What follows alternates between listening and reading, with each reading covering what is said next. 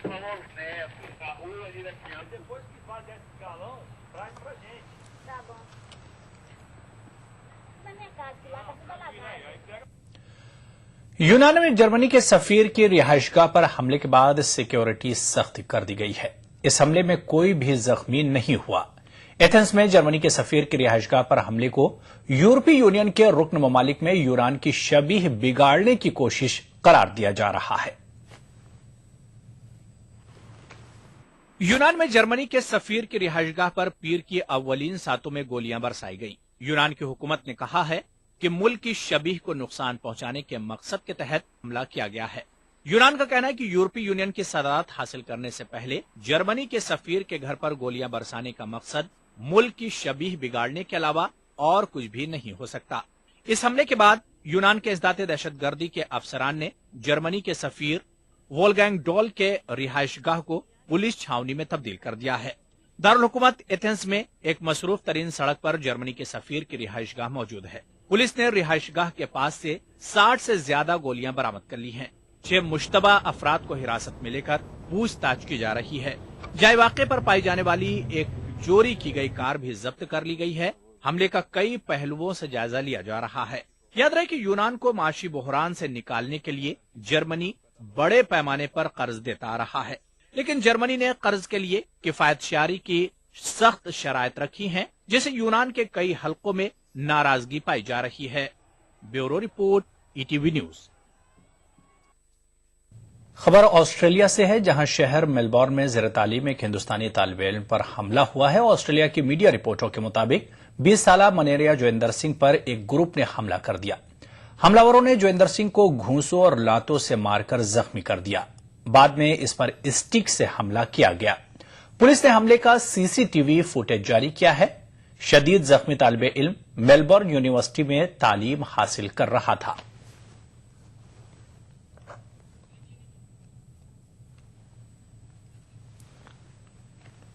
तो यहां पर रुकेंगे एक और छोटे से ब्रेक के लिए। नेशनल बॉल पेंटिंग के फाइनल मुकाबले में लकी, पप्पू और छुटकाऊ ने हिस्सा लिया। जहां लकी ने चौक मिट्टी, पप्पू ने पीओपी, वहीं छुटकाऊ ने जेके बॉल पुट्टी का बेस बनाया और कम पेंट का इस्तेमाल करते हुए दीवार को सबसे स्मूथ और खूबसूरत फिनिश दिया और ये प्रतियोगिता जीत। व्हाइट सीमेंट वाली JK wall putty is the best. सीलन से भी पपड़ी का कोई चांस नहीं होता, दीवारें बोल उठेंगी। कुदरती तौर पर आपके बालों की देखभाल के लिए सबसे मुफीद हबीब सेना, आंवला, भृंगराज और ब्रह्मी से भरपूर हबीब सेना।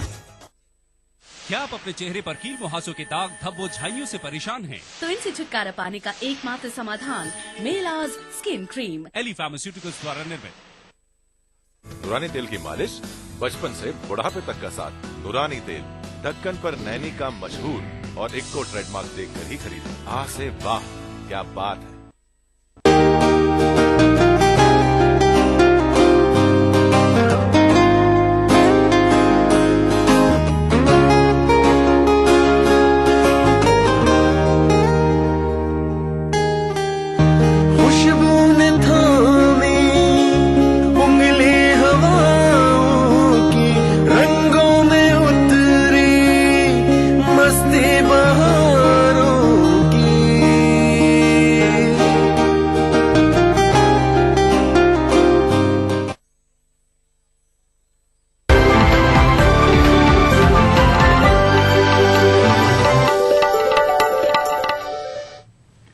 जनूबी अफ्रीका ने डरबन टेस्ट मैच में टीम इंडिया को 10 विकेटों से शिकस्त देकर जैक कैलिस के विदाई टेस्ट को यादगार बना दिया।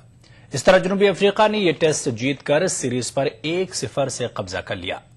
टेस्ट के आखिरी रोज टीम इंडिया सिर्फ 223 रन ही बना सकी। इस तरह जनूबी अफ्रीका के सामने महज 59 रनों का आसान हदफ था, जिसे जनूबी अफ्रीका टीम ने बिना कोई विकेट गंवाए हासिल कर लिया। अपने विदाई टेस्ट में जैक कैलिस ने सेंचुरी बनाई। टीम इंडिया की जानिब से सिर्फ अजिंक्य रहाणे ने ही एक ऐसे खिलाड़ी थे जो सेंचुरी के करीब पहुंचने में कामयाब हो पाए। रहाणे ने 96 रन बनाए। पाकिस्तान के हाई कमिश्नर सलमान बशीर ने कहा है कि हिंदुस्तान में हुकूमत की तब्दीली से दोनों मुल्कों के रिश्तों पर कोई असर नहीं पड़ेगा। सलमान बशीर कोलकाता में मीडिया से बातचीत कर रहे थे। बीजेपी के वज़ारत उज़्मा के उम्मीदवार नरेंद्र मोदी के ताल्लुक से पूछे गए सवाल पर सलमान बशीर ने कहा कि हिंदुस्तान का अंदरूनी मामला है, पाकिस्तान हर पार्टी के लीडर का एहतराम करता है। पाकिस्तान के हाई कमिश्नर ने मगरबी बंगाल के वज़ीर आला ममता बनर्जी से भी मुलाकात की। सेक्रेटेरिएट में हुई इस मुलाकात के मौके पर सलमान बशीर ने ममता बनर्जी को वज़ीर आज़म नवाज शरीफ की जानिब से पाकिस्तान दौरे का दावतनामा हवाले किया। आलमी सतह पर सियासी उथल पुथल के लिहाज से 2013 काफी अहम साल रहा। इस साल कई बड़े वाकयात देखने को मिले।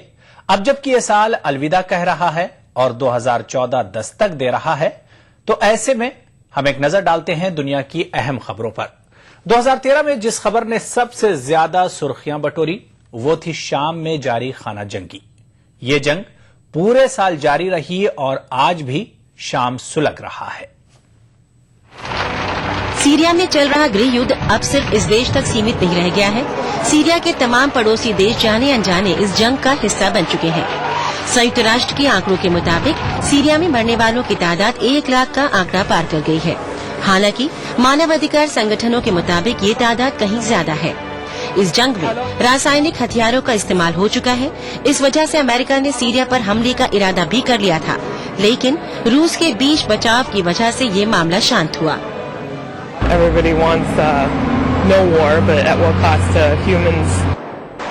सीरिया के पड़ोसी देशों में भी पूरे साल काफी उथल पुथल रही। यमन में सत्ता परिवर्तन के बाद भी विरोध प्रदर्शन जारी रहा।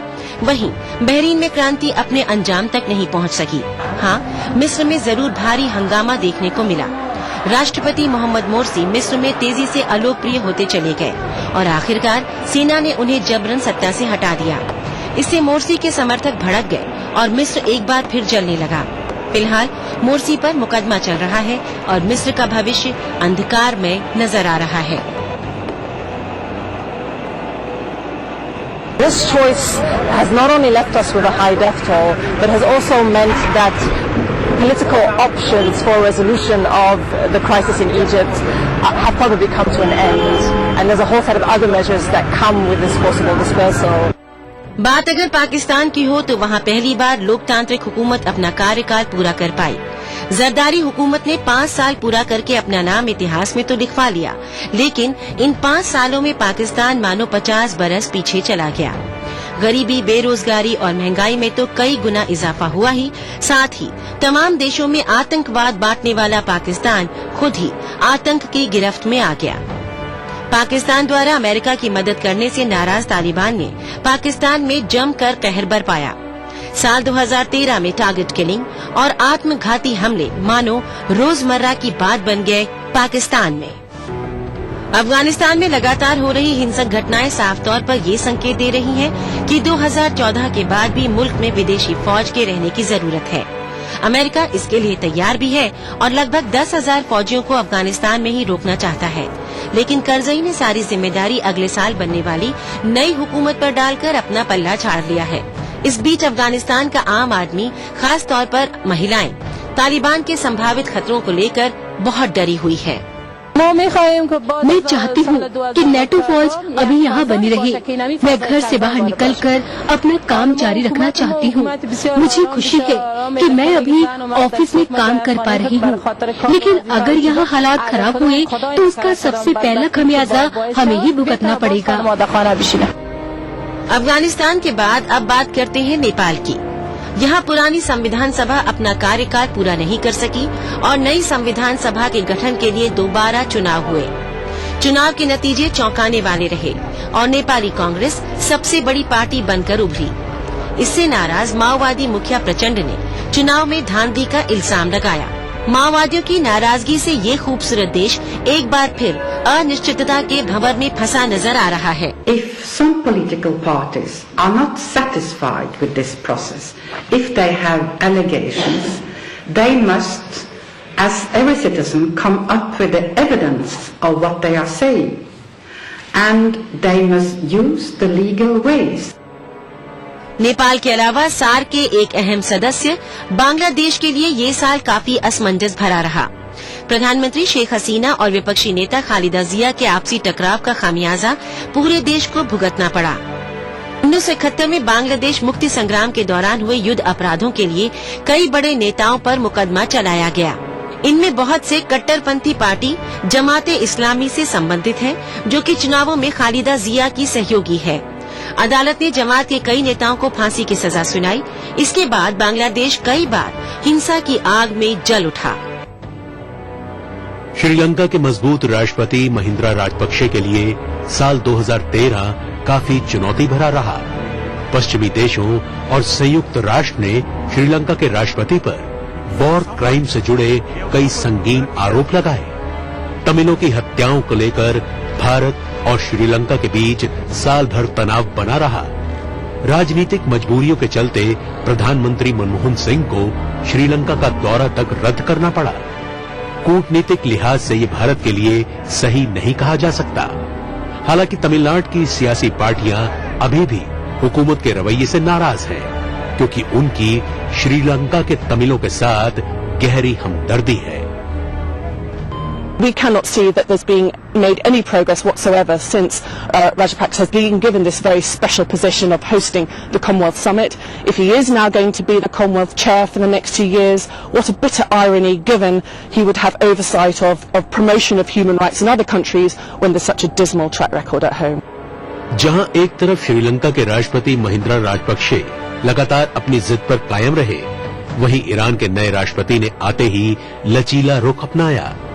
न्यूक्लियर क्षमता हासिल करने के लिए बेचैन ईरान के राष्ट्रपति हसन रूहानी ने पश्चिमी देशों के साथ बरसों से चले आ रहे गतिरोध को तोड़ा और जिनेवा में हुई महत्वपूर्ण बैठक में ईरान और P5+1 देशों के बीच समझौता हो गया।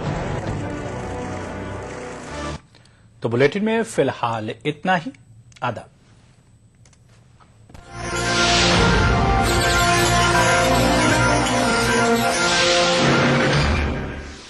आलमी मंजर को पेश करने में ताउन किया बांगर सीमेंट, सस्ता नहीं सबसे अच्छा।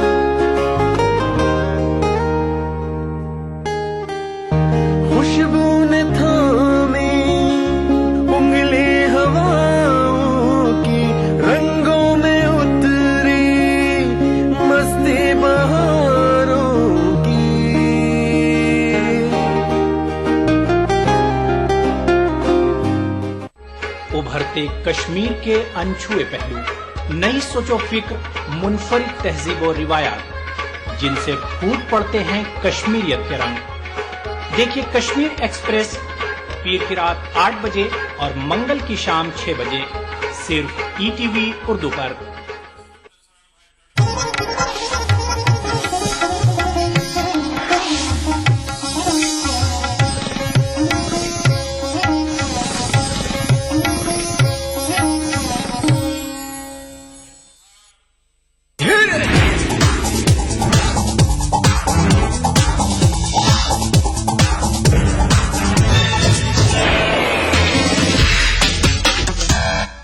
कुछ कहानियां ऐसी होती हैं जिनके किरदार वक्त से गहरे होते हैं और कहानियों से भी। ये वक्त ऐसा था जब कलकत्ता सिर्फ 2 ही चीजों के लिए जाना जाता था, पहला हावड़ा ब्रिज और दूसरा विक्रम और बाला।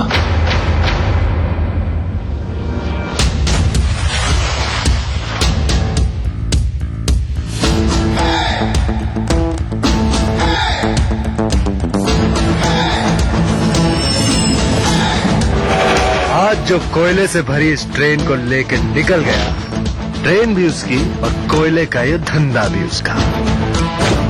अबे ये तेवर हमारे खून में, तेरे भौंकने से कुछ नहीं होगा।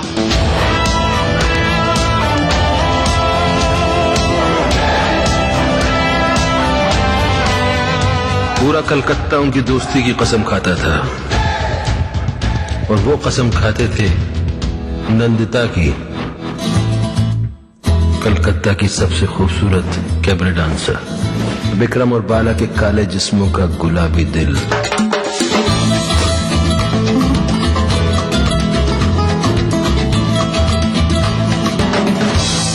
वो कह रहा है हम प्यार करते हैं आपसे। दोनों? जी।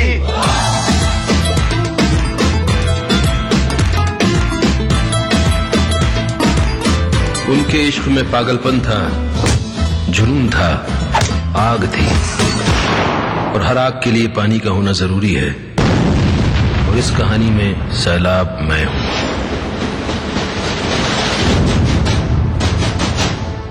तो मैं तुम दोनों को तुम्हारी लंका से कुत्तों की तरह घसीट के ले जाऊंगा। अगर जिगर की जगह जिगर है और जिगर में दम तो रोक ले आगे। तुमने मुझसे वादा किया था तुम ये सब काम छोड़ दोगे। पिस्तौल की गोली और लौंडिया की बोली जब चलती है तो जान दोनों में ही खतरे में होती है। ये तस्वीर शुरू जरूर उसने की है, लेकिन इसमें आखिरी रंग मैं भरूंगा। गाढ़ा गाढ़ा लाल।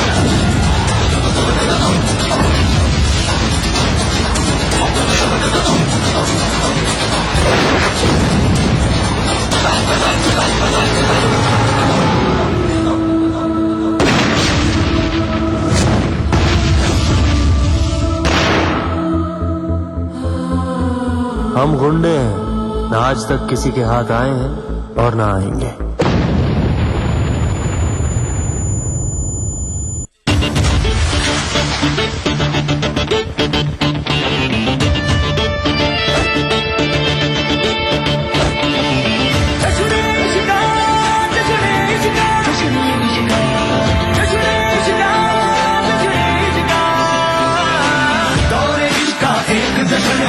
लेकिन अपना अलग टशन है, मुंह में दुर्गी एक अमन है, तन के दिखलाएगा ये तेवर। चाहत के दर पे दिल का धरना है, अमर के जीना जी के मरना है। तूफान के हमदम अंगारे हैं हम, धड़कन में थोड़ा सा बारूद है ख्वाहिश का।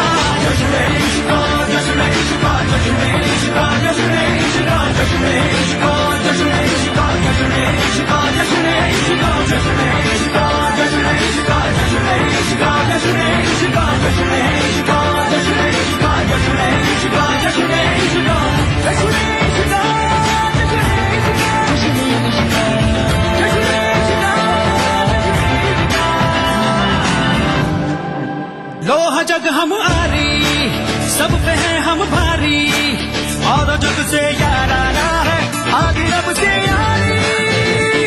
चलता है सिक्का हुक्मों का इक्का, बनता अपना हर एक दिन ही शोला सा इश्क़ का।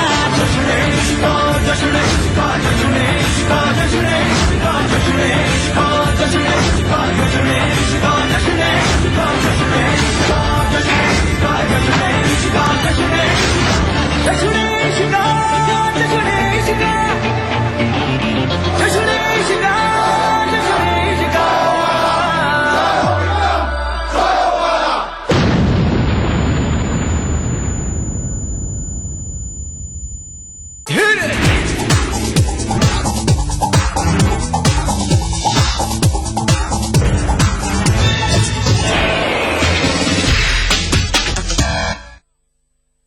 देखिए ETV उर्दू सभी DTH प्लेटफॉर्म पर, डिश टीवी पर चैनल नंबर 787, एयरटेल पर चैनल नंबर 610, टाटा स्काई पर चैनल नंबर 176, बिग टीवी पर चैनल नंबर 972, वीडियोकॉन पर चैनल नंबर 750।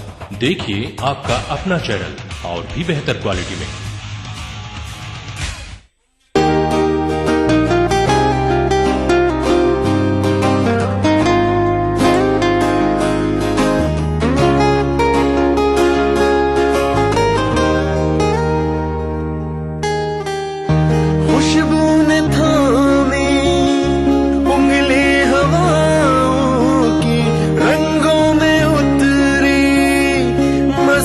बहारों की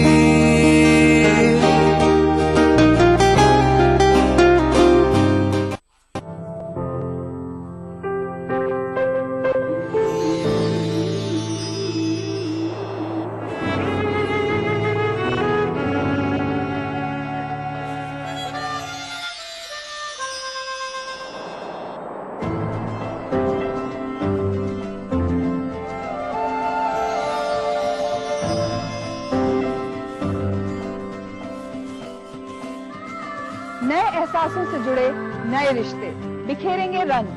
जिंदगी लाइव सीजन 5 इतवार दोपहर 12 बजे और शनिवार दोपहर 12:30 बजे।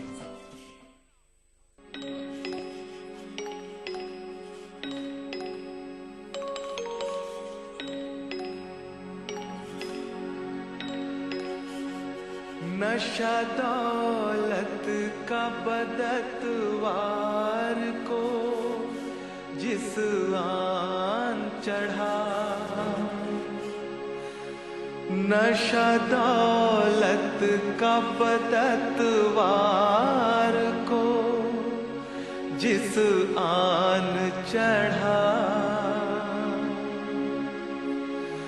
सर पे शैतान के, सर पे शैतान के एक और भी शैतान चढ़ा।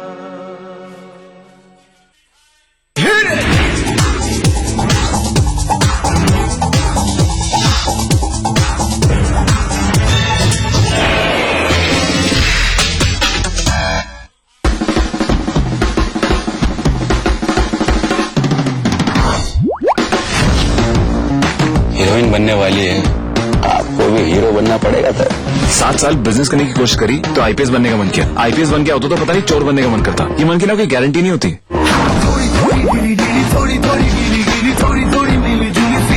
बोल। एक गिला टावल मिलेगा? दो हाफ बटर चिकन, एक टॉम यम सूप 1/2। नहीं मुझे नहीं चाहिए। तो हाफ में फुल से ज्यादा मिलता है।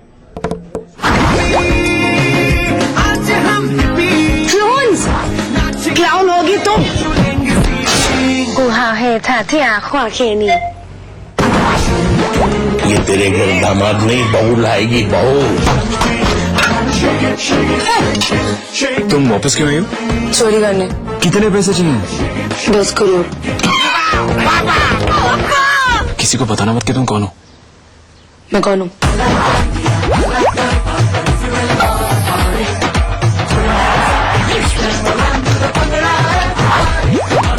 तुम ऑक्सीजन हो और मैं डबल हाइड्रोजन। हमारी केमिस्ट्री एकदम पानी की तरह है। तुम्हें बहुत अच्छा लग रहा है ना कि मैं तुम्हारे पीछे पड़ी हुई हूँ। सीधी बने का एक चक्कर चौका मारो कि सजा हो तुम। जरूरी है कि मैं गाड़ी पे आऊँ? घोड़ी पे भी तो आ सकता हूँ। तुम रॉकेट पे आ जाओ तो सही मंडप में आ जाओ। ये लड़की टूथपेस्ट खाती है, मैंने अपनी आंखों से देखा है।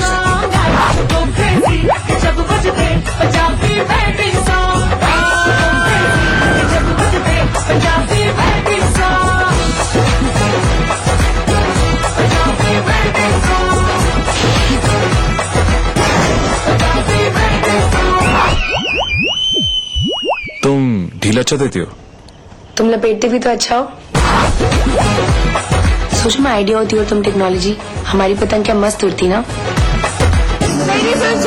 ये छोटी बड़ी ड्रामा क्वीन है, so do not miss. हंसी तो फंसी। And come on everybody, make some noise for the very beautiful Pariniti. And definitely we would like to hear something from Pariniti. आप चाहते हैं Pariniti से कुछ सुनना?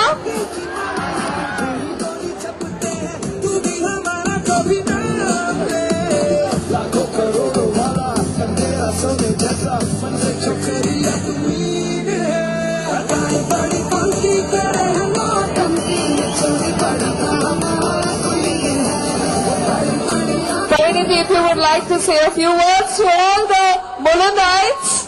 Hello everyone! Thank you so much. Thank you. I feel so great. मुझे इतना अच्छा लग रहा है कि मैं यहाँ आई हूँ। इतने सारे लोग हैं। थैंक यू सो मच चरण सिंह सापरा जी का। पहले तो सेवक का थैंक यू। इतना अमेजिंग आपने इवेंट यहाँ रखा। मुझे पता चला है कि आज मैराथन भी हुआ था जिसमें 3000 लोग थे। Amazing, really well done. मुझे अपने अम्बाला के दिन याद आ गए। हम लोग भी ऐसा करते थे, हमारी पूरी कम्युनिटी साथ में आते थे। हम लोग पेंटिंग कंपटीशन और रंगोली और स्पोर्ट्स ये सब करते थे। So it's really reminding me of the good old days. And thank you sir, तुसी मैनू इत्थे बुलाया। थैंक यू जी। Thank you. And I hope you guys are seeing the promos of हंसी तो फंसी. आप सबको जाना है 7 Feb को और हंसी तो फंसी जरूर देखना है, okay? Thank you. Parineeti, as I'm a fan of yours, आप बहुत अच्छा गाती हैं. Please sing us 2 lines, everybody. 1 line. All of them are waiting, eager to hear you. Really? Really? Everybody hands up in the air and say yeah! Come on, Pariniti. चलो ऐसे लेकिन मुझे prize मिलेगा ही नहीं क्योंकि यहाँ पे तो सिंगिंग कंपटीशन में सबको प्राइजेस मिले थे, मुझे मिलेगा? चलो डन. अदाएं बड़ी फंकी करे है नौटंकी, ये छोरी बड़ी ड्रामा क्वीन है. बड़ी बड़ी आंखें हैं आंसुओं की टंकी, ये छोरी बड़ी ड्रामा क्वीन है.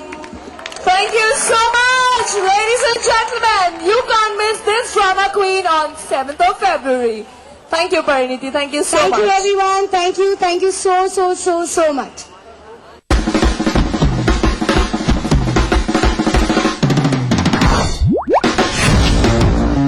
हीरोइन बनने वाली है, आपको भी हीरो बनना पड़ेगा. तो 7 साल बिजनेस करने की कोशिश करी तो आईपीएस बनने का मन किया. आईपीएस बन गया तो पता नहीं चोर बनने का मन करता. ये मन की ना कोई गारंटी नहीं होती.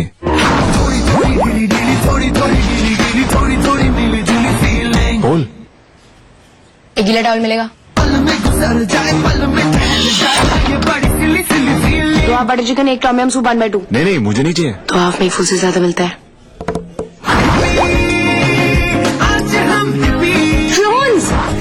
क्लाउन होगी तुम. गुहा है था ख्वा खेनी. ये तेरे घर दामाद नहीं, बहू लाएगी बहू. तुम वापस क्यों आई हो? चोरी करने. कितने पैसे चाहिए? 10 करोड़. किसी को बताना मत कि तुम कौन हो. मैं कौन हूँ?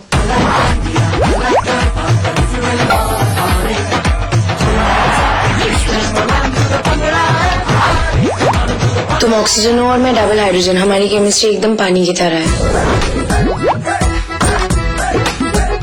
तुम्हें बहुत अच्छा लग रहा है ना कि मैं तुम्हारे पीछे पड़ी हुई हूँ. सीधी बने गई चक्कर चौका मारो कि सजा हो तुम. जरूरी है कि मैं गाड़ी पे आऊँ? घोड़ी पे भी तो आ सकता हूँ. तुम रॉकेट पे आ जाओ तो सही मंडप में आ जाओ. ये लड़की टूथपेस्ट खाती है, मैंने अपनी आंखों से देखा है.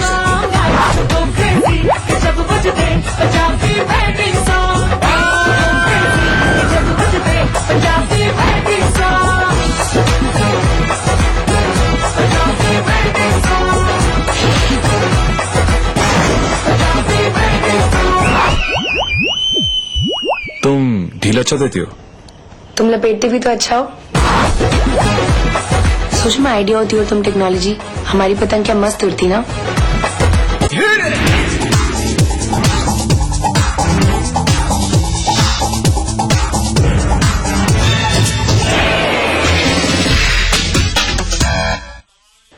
BBC दुनिया को है जिस पर भरोसा.